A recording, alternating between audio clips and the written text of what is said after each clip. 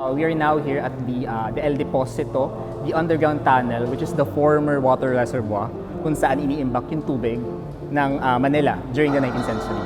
Stories of the past were often found in museums and galleries. But what if the area where the physical structure was built lays a very important artifact that has been abandoned and forgotten through time? This is El Deposito Tunnel, the historic 137-year-old underground structure believed to be one of the largest and remaining Spanish artifacts recently excavated in the country. Probably unknown to many is that it lies underneath the 5-hectare historical landmark Pinaglabanan Memorial Shrine in San Juan City. But what makes it significant to Philippine history, and why is it subjected to total neglect? In the late 1800s, galleon trade businessman and philanthropist Francisco Carriedo y Peredo donated a sum of money amounting to 10,000 pesos at the Ayuntamiento de Manila for the construction of a water system that would provide a potable water source in the metropolis and nearby towns. It was called the Carriedo Waterworks System, which sourced water from the San Mateo River, now called Marikina River. This as during the mid-1800s, Spanish engineer Thomas Cortes revealed in his study analysis that the quality of water in Pasig River was dangerous, and sourcing water from it became one of the reasons of the spread of cholera in 1843. Inimbak siya sa ayuntamiento para lumago. Tapos nakapag-ipon na from 10,000 naging 100 plus thousand, yun yung ginamit sa pagpapagawa ng El Deposito and also the fountain. That's why the Carriedo fountain was named after him. But before his death, Carriedo made the following conditions upon securing his donation in a bank, which includes a construction of a water system in Manila, installing of public fountains in Intramuros and in some outskirts deprived of potable water source, and providing drinking water supply in the convents of San Francisco, San Juan de Dios, and Santa Clara Monastery. In 1867, second-class Spanish engineer Don Genaro Palacios Higuera arrived in the country. He was the man who created the master plan and supervised the construction of the tunnel. Shortly after the plan was approved during the 19th century, a massive excavation was made at the heart of San Juan del Monte, creating a centralized canal and 25 other waterways at each side, measuring 5 by 3 meters. The water from the source was pumped by engines in Santolan and passed through 5 kilometers of cast iron pipes, which was later stored in the historic El Deposito Water Reservoir.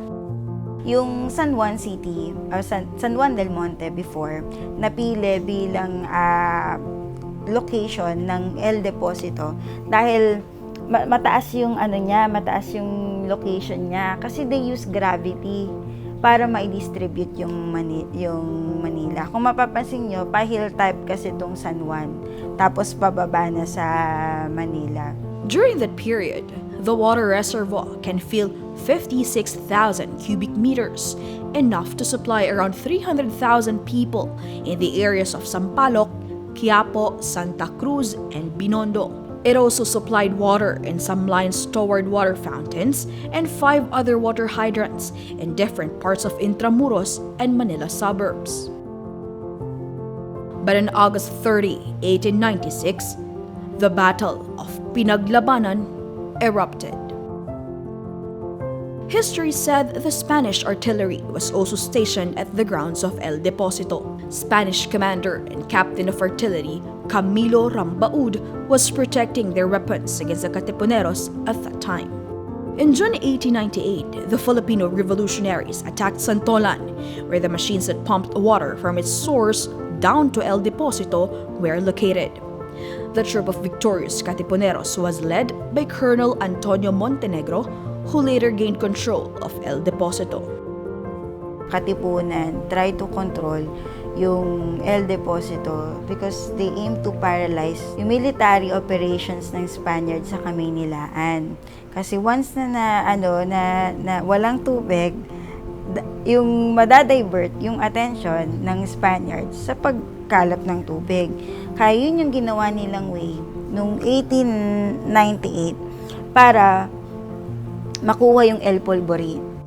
The offensive raid of Katipuneros indeed paralyzed the country's first water reservoir, affecting around 280,000 consumers at that time.